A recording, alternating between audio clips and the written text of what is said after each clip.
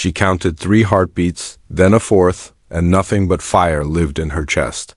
She had traded her last oxygen token to the beacon. The corridor lights stuttered. Her lungs locked. Stars blurred behind the cracked viewport. "Don't black out," Nara told herself. "You promised." The beacon's pillar thrummed below the docking ring. Its light swept the black like a white blade. If it died, the rescue ships would miss the station. If they missed, her brother's cryopod would fail. One promise held 2 lives together.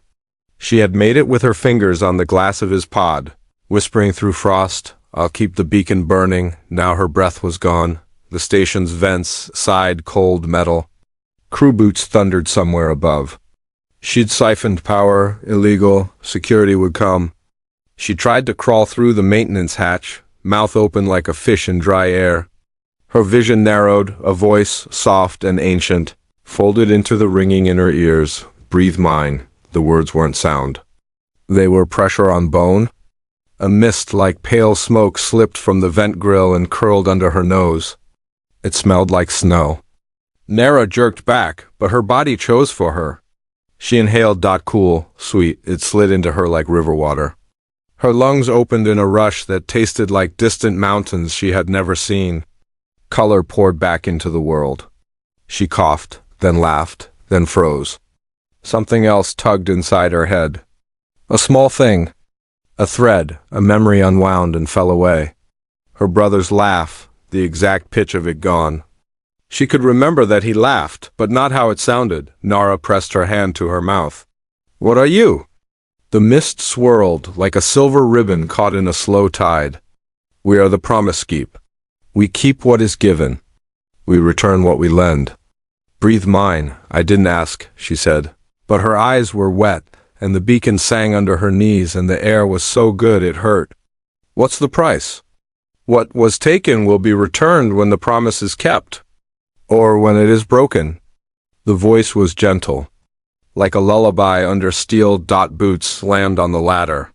"Deck 12. Check the beacon couplers." Nara scrambled down the hatch and into the crawlspace. Her hand brushed stencil letters, "Forbidden's breath. Do not open." Someone had scratched a shape below it. A circle with 3 cuts, like a flower without petals. Old shipyard superstition. The borrowers. The legend said they were hungry air, living in dead stations, trading breath for years. She slid through the dark and found the coupler room. Blue light washed her face. The beacon's core pulsed through glass. A warning flashed. Oxygen debt flagged. Security alert. Her jaw tightened. She had traded her oxygen credits to feed the beacon's surge. To keep it bright long enough for the convoy to see. "Hold them off," she whispered to the light. "Just a little longer."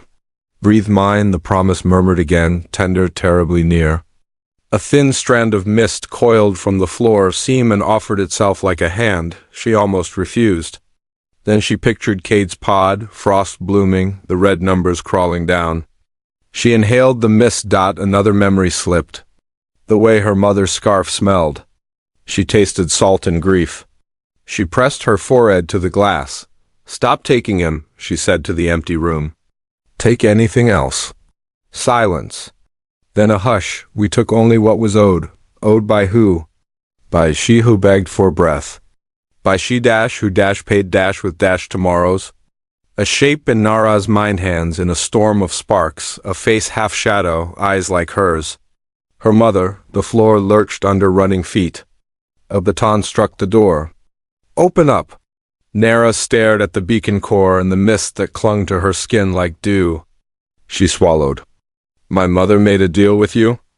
A soft yes. She asked for a breath to give a newborn when your home split open and the air left through the stars. We gave, we kept a thread. Promise for promise? Nara's fingertips went numb. She remembered the story her mother never finished. Hull breach. Lights out. A hand to a tiny chest. Then the blank place where a miracle should live.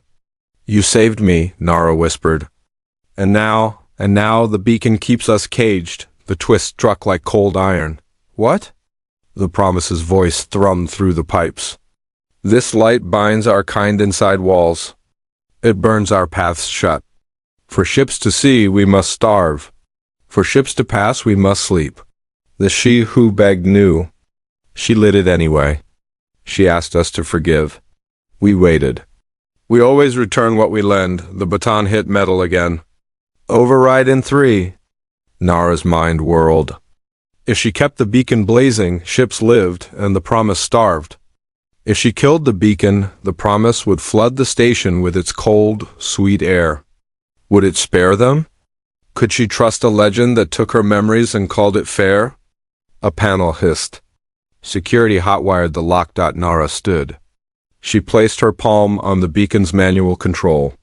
You said you return what you lend? Give me back what you took. Keep the promise, said the voice. Free the breath. We return everything. Free how? Dim the light. 1 minute. Enough for us to slip through the sealed lines. Enough to open a door you cannot see, the lock clicked. The door began to slide. A helmeted guard stared in, visor blank. Hands where I can see them. Nara flipped the safety on the manual control. Her throat burned with fear. 1 minute. Then I relight it. The guard stepped in, baton raised. Don't touch that. Breathe mine, the promise whispered, and cool air rushed her veins. The guard stumbled, grabbing at his throat as his suit's recycler glitched. Nara's finger hovered over the dimmer. Cade's face flashed in her head, soft and sleeping under frost. She slammed the lever down. The beacon's song dropped to a shadow note. The room fell half dark. In the vent seams, pale light rolled like tidewater. It poured through hairline cracks. It flowed around Nara's ankles, cold and kind. The guard gasped, then straightened, eyes wide. Visor fogged with sudden chill. A second voice bloomed in Nara's ear, small, hoarse, familiar. Nah. Ra? Her heart stopped. Cade? From inside the beacon's glass, frost feathered into letters. 3 cuts in a circle. The promise's sign. The core pulsed.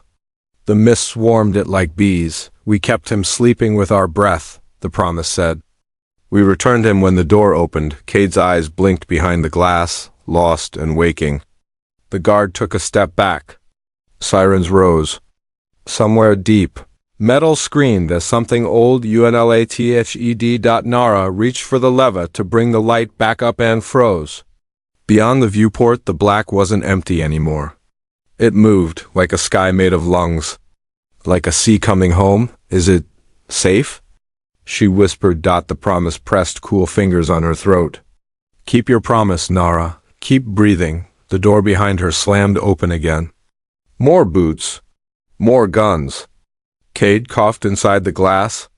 The moving dark turned its face to the station and opened a mouth of stars. Nara took one last sweet breath and pulled the lever. Craving the next chapter?